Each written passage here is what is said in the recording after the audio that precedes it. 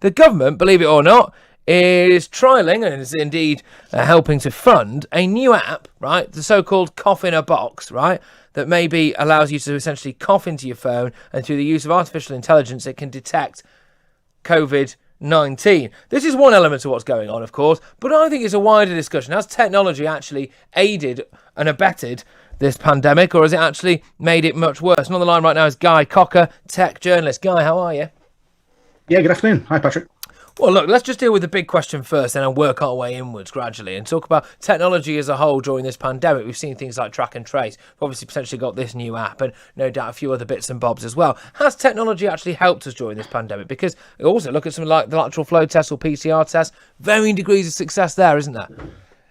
Yeah, of course. So, I mean, to talk about this app that you just mentioned for a second, as you say, Fujitsu and Ipsos Mori have earned a couple of £100,000 from the government to roll out and test technology that basically is able to test various different coughs, use artificial intelligence to see if people have or are likely to have COVID in conjunction with the traditional PCR test. So, some clever AI technology going on there, and obviously it's a less invasive method of testing for coronavirus, but also it is in conjunction with existing testing. So I don't think this is going to replace anything, the PCR lateral flow test, but it does have a high degree of accuracy, according to Fujitsu. So yeah, it's interesting. Well, that's what I was going to say. I mean, if it has got a high degree of accuracy, I mean, it could change the game. Let's be honest with you. The way that I've managed to go throughout this pandemic taking one coronavirus test so far, and I did not enjoy that, and I would quite like to not do any more in that particular manner. I don't like to put things in that particular part of my body, so I would quite like to be able to just cough into my phone. It would be easier, wouldn't it?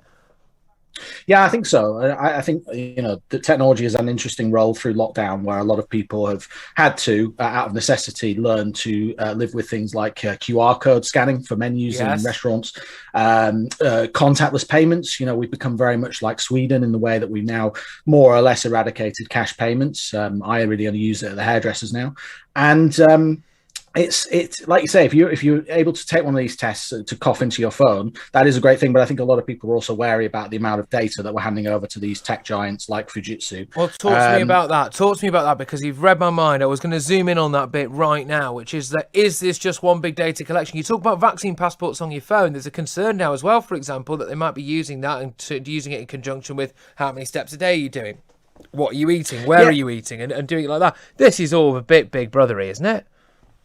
Yeah, it's obviously a lot of data collection, and that's really how these internet giants that are at the forefront of the biggest companies in the world now are able to make a profit. It's from collecting that data en masse and at scale, and being able to harvest it and sell it.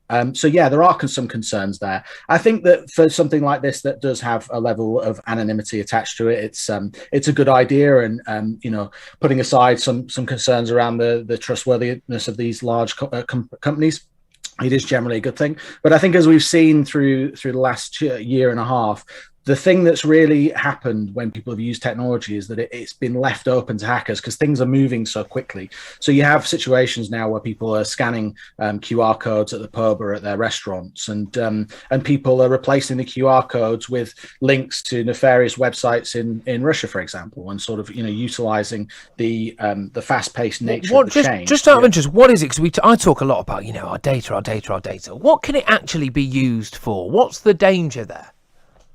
Well, if you're scanning a QR code at a restaurant, for example, and hoping to pull up the menu, and it sends you, a hacker is in theory able to replace that QR code with a link, which is what it essentially is, to another website that can look, to all intents and purposes, like a proper website, but it could be getting you to put in your information, your credit card details, your personal information, and take and store that and utilize that information for nefarious ends. So that's one way that people are getting caught out by technology during this pandemic, because things have been moving so quickly, and when that happens, hackers and scammers are very quick to take advantage of that. Really interesting stuff, Guy. Appreciate your time. Thank you so much for clearing a lot up there for us. Guy Cocker, tech journalist, initially reacting anyway to the fact there's this new COVID app the government's pumping a little bit of wonga into, that essentially you cough into it and it can tell you whether or not you've got COVID. Hey, that could be a better way of getting tested, couldn't it? Also, though, concerningly talking about the amount of damage potentially being done when it comes to your data being harvested by nefarious people. Do you trust this government, I suppose, to protect you on that front? Well, I certainly don't, because they can't even protect